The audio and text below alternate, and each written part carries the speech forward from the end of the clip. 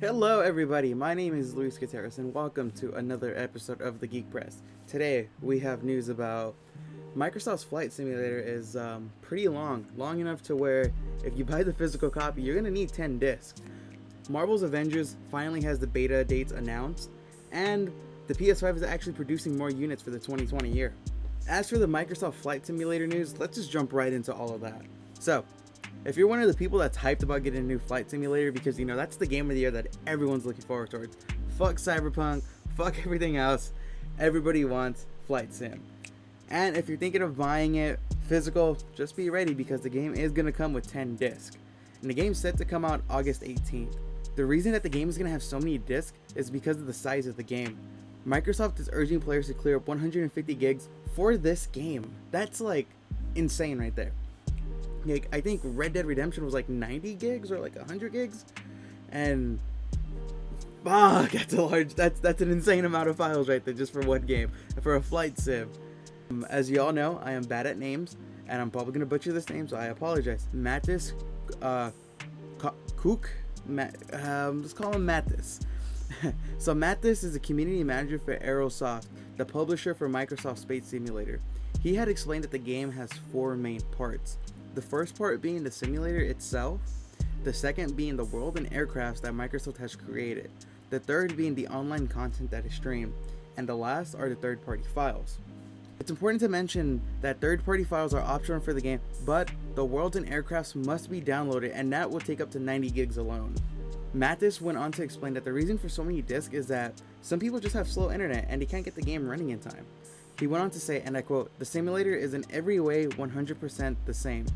The box retail version just gets you a nice box, printed manual, and about 90 gigs you don't have to download." Which honestly, I think that's actually super sweet and super smart that like, even a simulator right here, they're being mindful of people that, just they don't have the internet to download these games. And it's something that like someone as myself, it's easy to forget that, not everyone has like the best internet. Granted, I don't have the best internet, but some people's internet is just, they can't even run anything. It'll take like literal weeks to maybe even like months to download one game. So that's completely understandable and completely cool that they're doing something like this.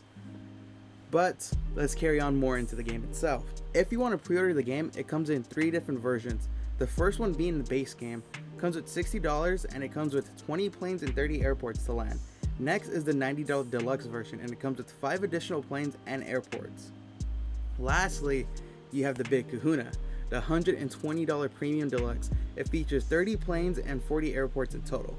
The Xbox One version won't be coming out till August, so if you're a console person like myself, you gotta wait a little bit longer. But you know what? I think I could hold my breath just a little bit longer on Flight Simulator, because yeah, it's Flight Simulator. As for our next news, Marvel Avengers game's beta has been announced. If you've been following the Avengers game, then you'd know that Crystal Dynamics has promised a beta for some time now, and now we finally have those dates. August 7th, PlayStation pre-order beta access starts. August 14th, Xbox and PC beta access starts, and PlayStation will have an open beta. August 21st, the open beta begins across all platforms, so you won't need to pre-order the game to get into the open beta. On July 29th at 10 p.m. Pacific time, Crystal Dynamics will be hosting their second War Table presentation. In this presentation, they'll go over what to expect in the beta. But we don't know much about the game. Creative director Sean Igatsky, and we'll just call him Sean because I'm pretty sure I'm saying his last name wrong and I apologize. Sean teased that the game will have a little bit of everything. That being co-op missions, hero progression, campaign content, and being able to explore Warzone and drop zones, a new kind of mission. Sean said, and I quote, "We built the beta in such a way you can experience most of the things you'll be able to do in the full game." He then went on to say, "That means playing the original single-player Avengers story campaign, fighting through co-op missions, experiencing hero and world progression, and exploring Warzone and drop zones. A new kind of mission we'll be able to talk about in the upcoming War Table on July 29th. The beta is meaty, but it's only a small part of the finished game." When honestly, I can't wait for this. I am super excited. I see this. I've seen the trailers. I've seen everything. Just give me more. Just give me more of this game, because it's either gonna go one or two ways in my head. It's either gonna massively succeed or it's gonna massively flop. And I'm excited to see which way the spectrum goes on that one right there. But either way, I am really hyped for this, and I might just have to go ahead and pre-order the game now, because that's one of the main things I've been waiting for, is the beta. And now we have the beta. Lastly, we got some news on the PS5 and how they've increased production to 10 million units for 2020. Due to COVID-19 and everyone staying at home with not much to do, Sony's increasing the production of the PS5 to 10 million units for 2020. Before now, it was reported Sony was only going to produce up to 5 million units worldwide, but due to current world events, they decided to up the numbers. Mass production on the PS5 has already started. They expect to have 5 million units done by September and another 5 million between October and December. However, it's important to note that not all 10 million will hit the shelf this year, but from the looks of how everything is going worldwide, this may delay the PS5 for 2021. A big reason for this is because of shipping. It turns out that a large number of PlayStations are made in China and then shipped around the world.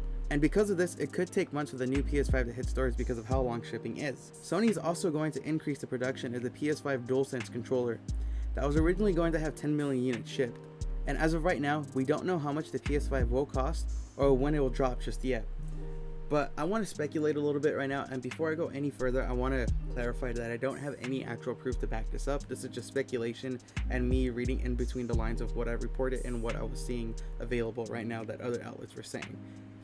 So, as I previously said, they expect to have 5 million units done by the end of September and another 5 between October and December.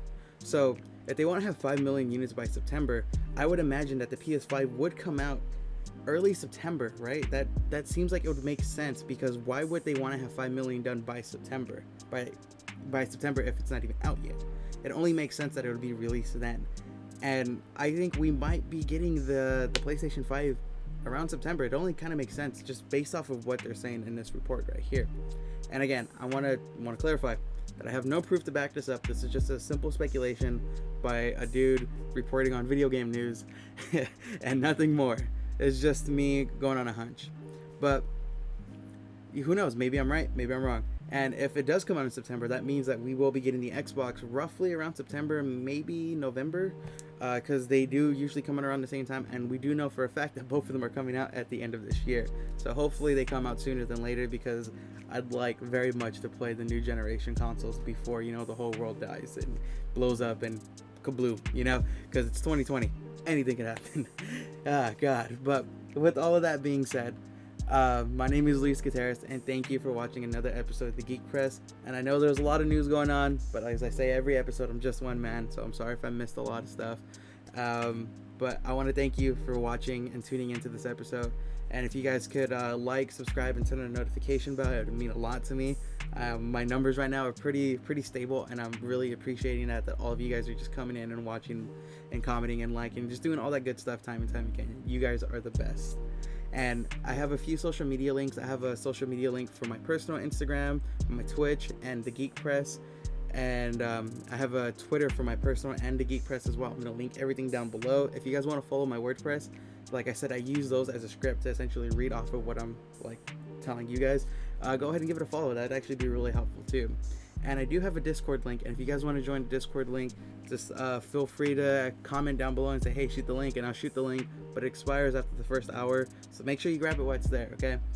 And again, I just want to reiterate, thank you guys for watching me so much. It really does mean the world. And wherever you're watching me from, I hope you have a great day, great night, great afternoon. I love every single one of you guys, and I'll see you when I see you next time. Take care.